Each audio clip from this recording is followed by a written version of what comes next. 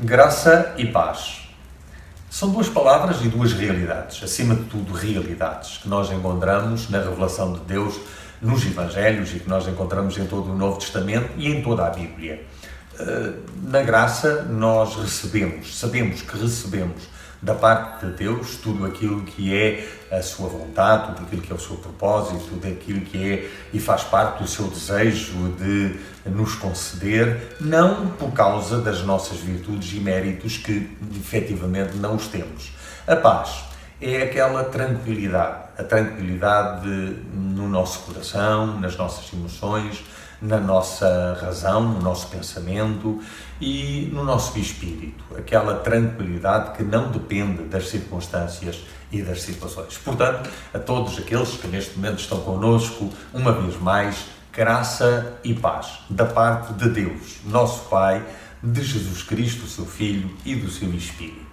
Gostaria de partilhar convosco hoje um texto que nós encontramos numa das cartas que o apóstolo Paulo ele escreveu, neste caso uma carta pessoal que é dirigida ao seu filho na fé, Timóteo, e que se encontra no capítulo 2. Eu vou ler para vocês na tradução A Bíblia para Todos. Peço, em primeiro lugar, que todos façam a Deus orações, pedidos, súplicas e ações de graças por todos. Orem pelos que governam e exercem a autoridade para podermos viver em paz e sossego, louvando a Deus com dignidade e com todo o respeito. Assim é que deve ser, e esta é a vontade de Deus, nosso Salvador. Ele quer que todos se salvem e cheguem ao conhecimento da verdade. É que há um só Deus e um só mediador entre Deus e os homens, Jesus Cristo, que é homem e deu a sua vida por todos. Esta foi a mensagem que Deus revelou na altura própria. É um texto simples, é um texto fácil de nós entendermos, até para aquelas pessoas que algumas vezes pensam que a palavra de Deus, que a Bíblia Sagrada, é um livro muito difícil. Não é.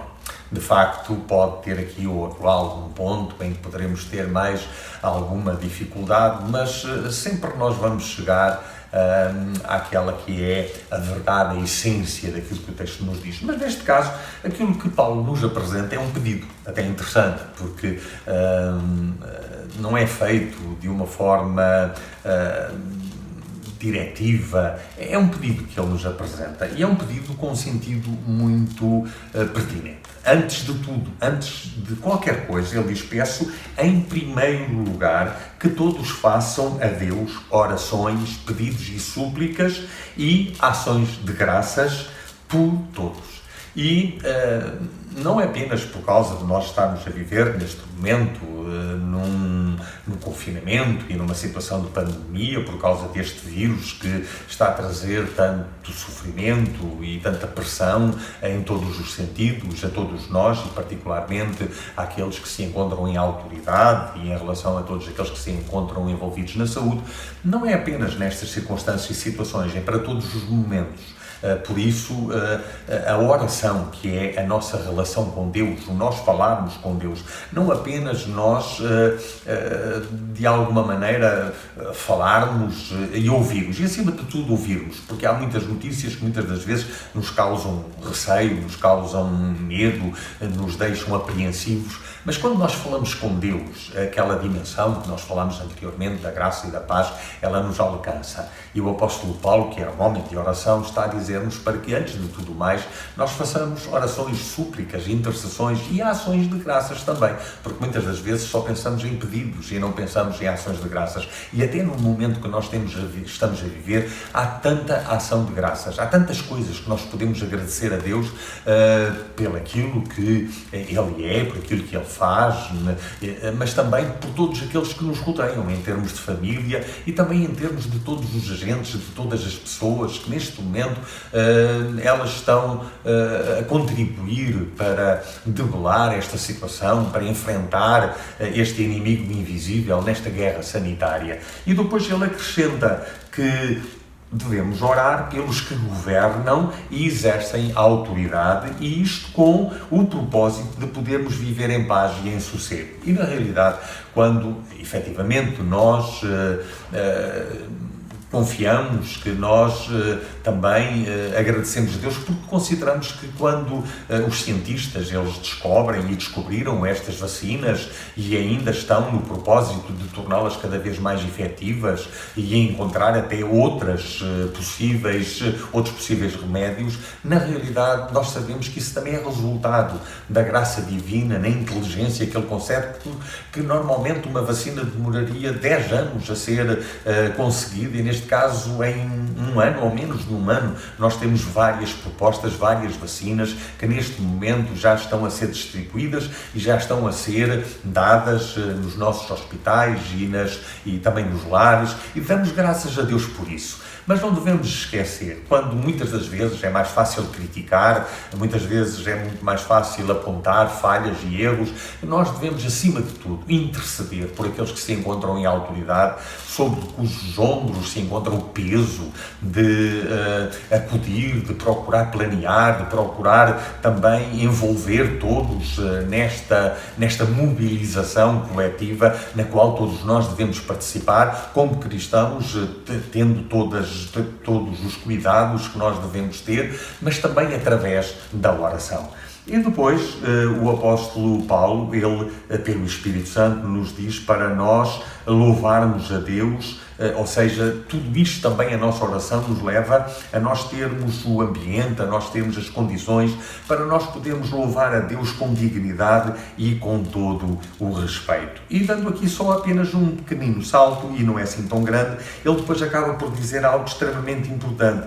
É que esta é a vontade de Deus, o nosso Salvador. Ele quer que todos se salvem e cheguem ao conhecimento da verdade. A verdade da dimensão da nossa vida. Porque muitas das vezes nós pensamos que a nossa vida se restringe apenas aos dias que nós aqui passamos, aos anos que nós aqui vivemos, e efetivamente é uma parte substancial, vamos assim dizer, é uma parte importante da nossa vida.